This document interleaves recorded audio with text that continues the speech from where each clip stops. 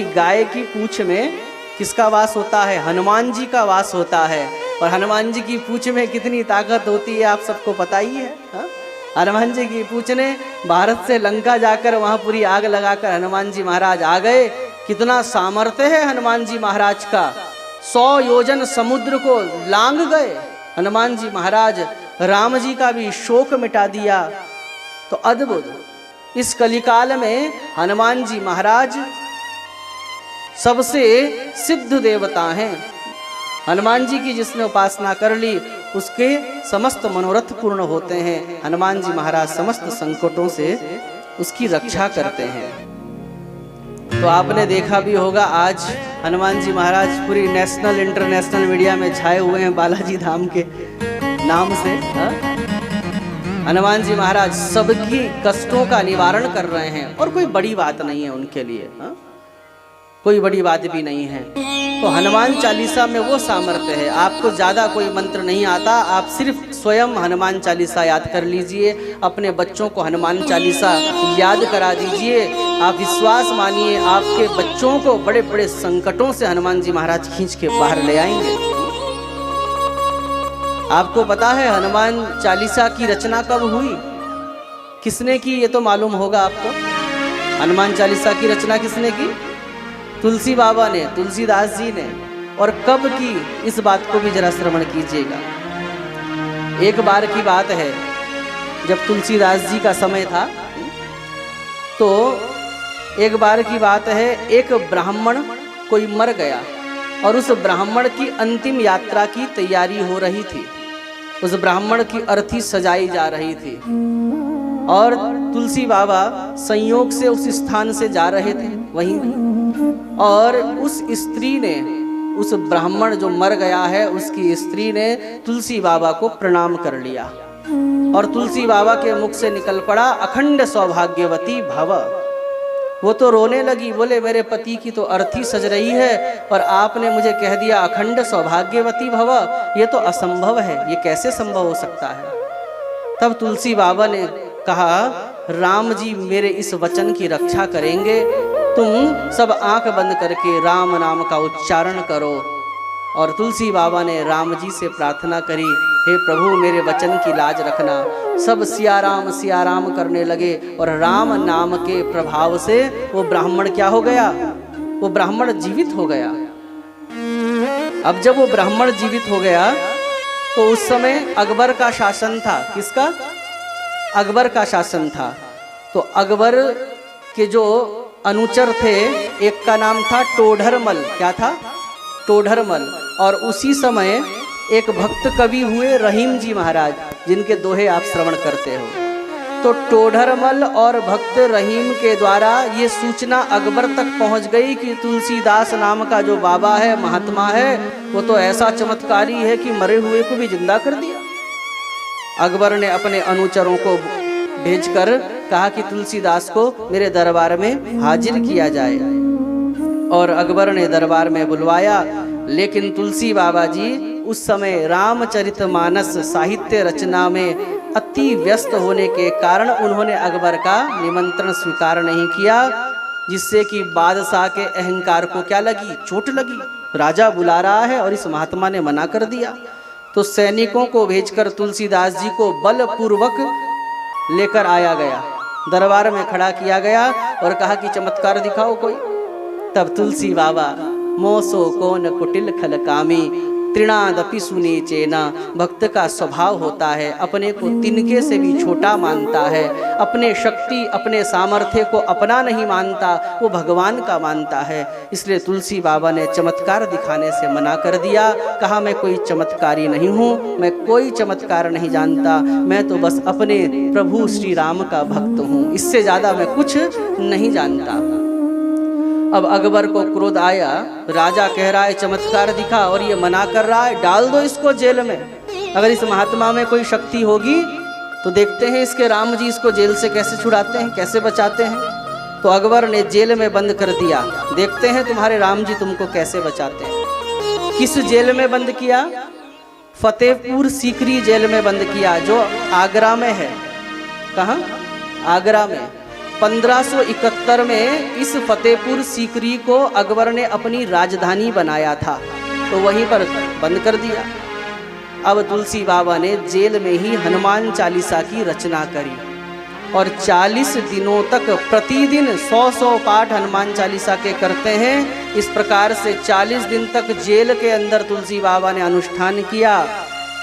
लिखा है ना, जो 100 बार पाठ कर कोई, छूट ही बंदी महासुख होई।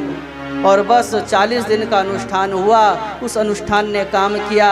हनुमान जी ने अपनी पूंछ घुमाई और उस फतेहपुर सीकरी को बंदरों ने घेर लिया और बंदरों ने उन सैनिकों को, जो सैनिक उन बंदरों को मारने के लिए पहुंचा, बंदरों ने काट काट कर उनको रक्त रंजित कर दिया। अब तो किसी भी सैनिकों में इतनी हिम्मत नहीं कि आगे जा पाए। त्राहिमाम बंदरों ने कर दिया।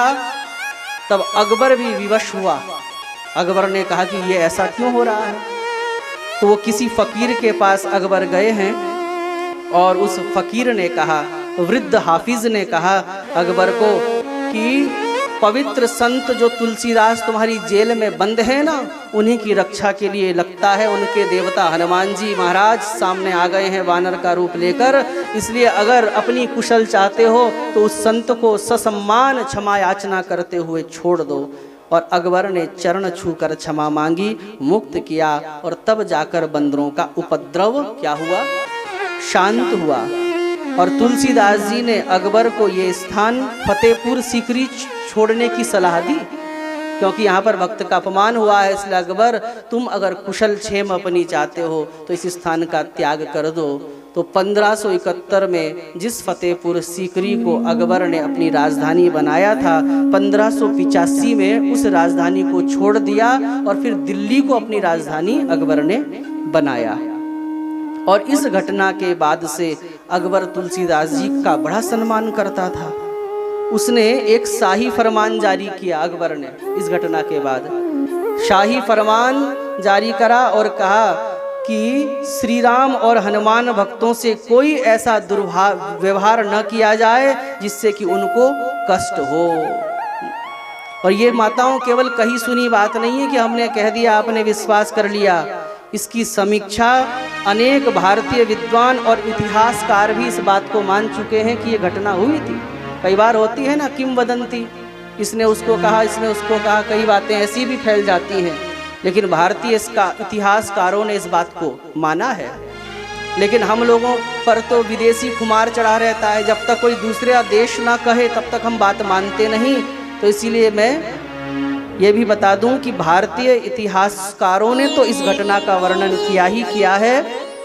1209 में स्थापित इंग्लैंड की जो बहुत पुरानी यूनिवर्सिटी है, आपने सुना होगा कैम्ब्रिज यूनिवर्सिटी। कौन सी? कैम्ब्रिज यूनिवर्सिटी प्रेस द्वारा प्रकाशित वॉरियर असेटिस एंड इंडियन एम्पायर्स नामक बुक में इस घटना का जिक्र किया गया है, इंग्लैंड यूनिवर्सिटी में। और इंग्लैंड की एक दूसरी यूनिवर्सिटी है जो 1096 में स्थापित हुई थी। इसका नाम है ऑक्सफोर्ड यूनिवर्सिटी। क्या?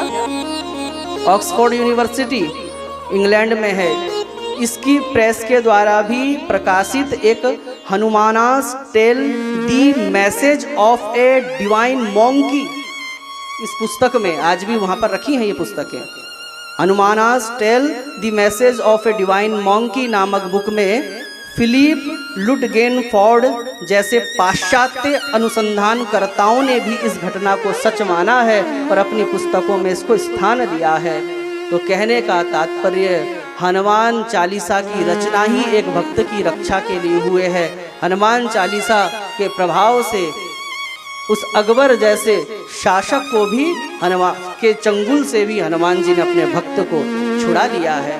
इसलिए हनुमान जी महाराज अपने भक्तों पर कृपा करें, उनके लिए कोई बड़ी बात नहीं है। हनुमान चालीसा में बहुत प्रभाव है। मैं कुछ चौपाइयाँ आपको बता दूं फलश्रुति के रूप में कि अगर किसी को बंधन मुक्त होना है, अगर आप निर्दोष हैं और किसी केस के कारण कोई जेल में आपका कोई व्यक्ति पड़ा हुआ है, ये है कि निर्दोष होना चाहिए, ऐसा नहीं कि गलत काम करके पड़ा हुआ है, निर्दोष है लेकिन उसको न्याय नहीं मिला, वो जेल में है, तो उसको इस चौपाई का पाठ करना चाहिए। जो शतवार पाठ कर कोई, छूट ही बंदी महासुख होई। और जो रोगी है, जिसका रोग नहीं जाता, दवाई में बहुत पैसा लग रहा है, तो वो औषधि भी लेता रहे और साथ साथ में, क्योंकि दवा और दुआ दोनों चाहिए होती है। भगवान सब ठीक करेंगे, हम दवाई नहीं खाएंगे, ऐसा कहने वाला भी मूर्ख होता है।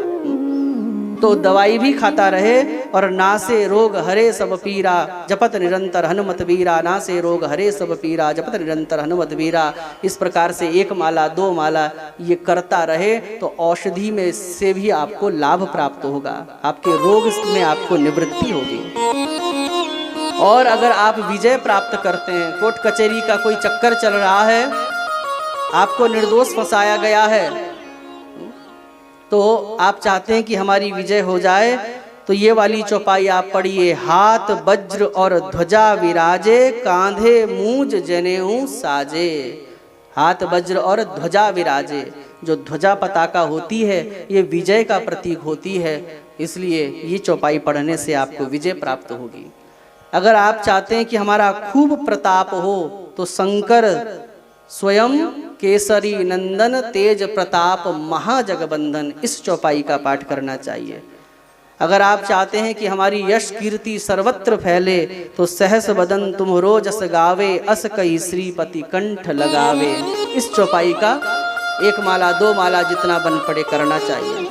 भूत प्रेत पिशाच की आपके घर में बाधा है, नकारात्मक ऊर्जा घर में ज़्यादा है, नेगेटिविटी ज़्यादा है, तो भूत पिशाच निकट नहीं आवे, महावीर जब नाम सुनावे। इस चौपाई का पाठ करना चाहिए।